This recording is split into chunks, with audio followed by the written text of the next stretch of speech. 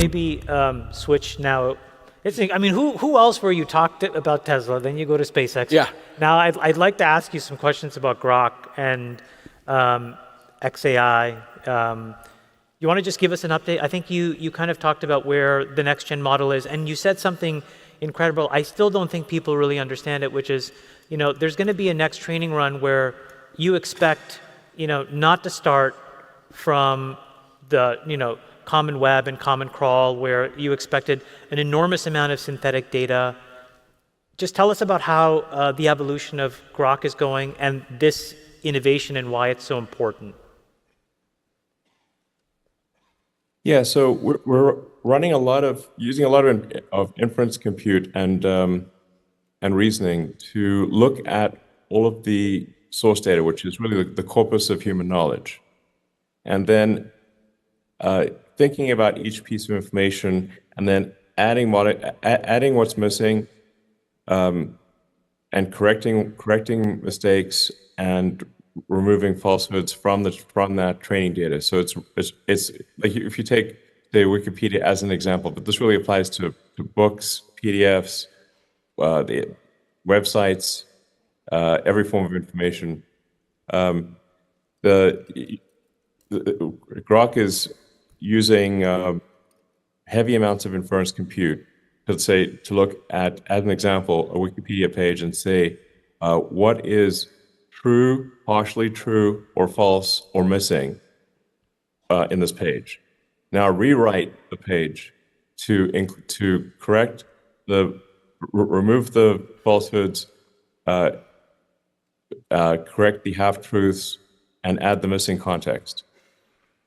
Well, Elon, by the way, could you just publish that? Could we create like a Grokopedia? I mean, that Yeah, would be especially very for our valuable. bio pages, Because which are a Wikipedia- disaster. Yeah, Wikipedia is so biased, and it's a constant war. If something gets corrected, 5 minutes later, there'll be an army of people trying to. I mean, it's become hyper partisan, and there's like activists all over it. So if you do fix, for example, Wikipedia as a source of truth, it'd be great to publish that just so that the world has it. All right, I'll talk about that. So talk to the team about that, like a Grokpedia or whatever. Here's the Grokpedia version. It'd be interesting, yeah. And then just have it out there for. Where, in terms of people here like it. In terms of training Grok 5, you're scaling up your supercluster in Colossus and Memphis. Colossus 2 now, yeah. But we have a second one. Yeah, could you give us an update on that? And then also, as part of that, where are we in the scaling laws? If you scale a bigger cluster, do you get a more powerful AI model? Is there a point of diminishing returns? Or like how much more compute, if you throw twice as much compute at it, do you get a 10% better model? Do you get a 100% better model? Like, is it log linear? I guess, how much more juice is there left in scaling hardware, do you think? I think there's a natural logarithmic function associated with the amount of compute.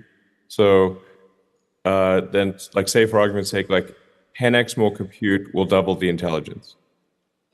Maybe that might be a rough rule of thumb. But that still means that you go from 100 IQ to 200 IQ. It's still pretty big deal.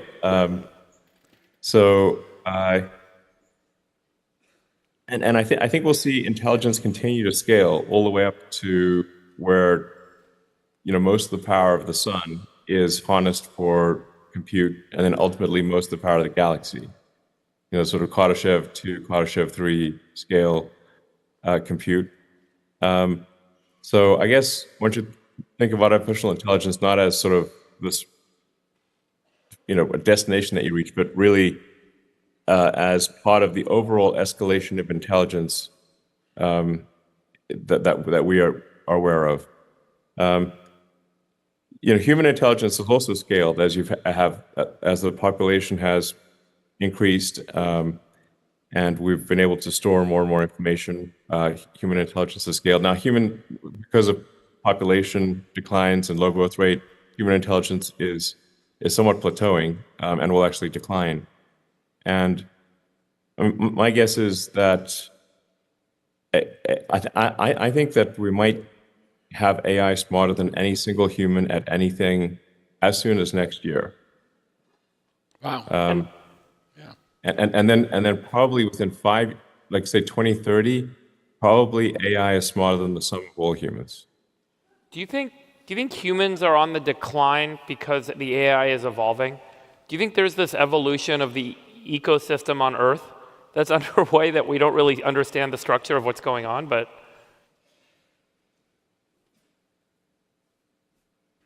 maybe we implicitly know that it's coming. Yeah.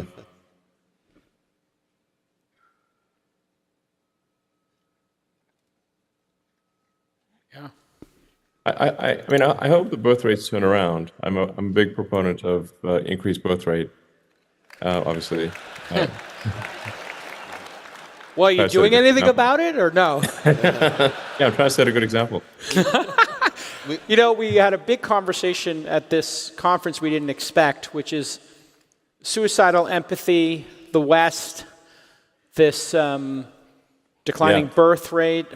I noticed you've been pretty active about it. and open borders, And open borders. which is like let the invaders in. Yeah, Tucker talked could about all it. I three mean, of those be the same thing? It seems like there's a number of symptoms of the West being suicidal. The most obvious one being the birth rate is not at replacement level. So obviously, if that continues indefinitely, then the West will literally not reproduce enough to replace itself. But there's other Yeah. things too. There's the fact that the borders were totally opened to the point where Western culture, the social fabric started to come apart. And you see this especially in Europe, where the indigenous cultures of the UK or France or Germany are starting to potentially be taken over by cultures of people who are brought in and aren't assimilating. You have crime, where we have this case on social media right now, this young woman, Irina, who's just killed in a senseless way on a subway, which is horrific enough in and of itself. But then in addition to that, the elite media just, for whatever reason, just refused to cover it like it didn't exist. Yeah. So you have this issue of crime that's not being addressed or even and no acknowledged. truth, and no acknowledgement of this. Like it's almost like we're trying to deny the reality of the spiral and this, death spiral. So you have all these data points that seem to suggest that the West is suicidal or doesn't seem to want to defend itself or propagate itself. Look, I think everyone in this room thinks that life is awesome, right? I mean, It's pretty great. and I think Worth living. Yeah.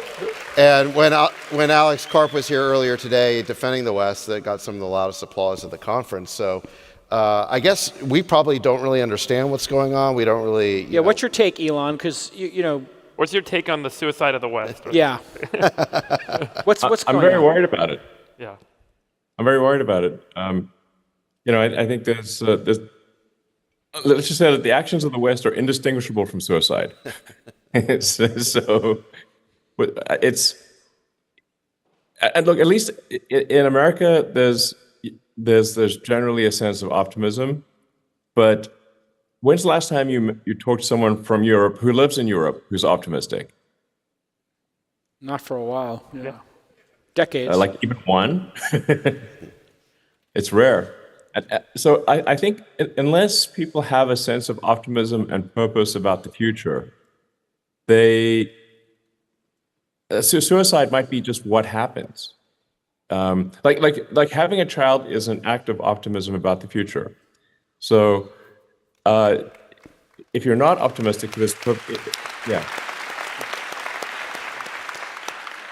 So I think we need to maybe give people a sense of optimism and excitement about the future, and a belief that the future will be better than the past, and they'll be more interested in having kids. Did religion play a role in the past, Elon, to kind of placate and make folks feel that way? When they I think so.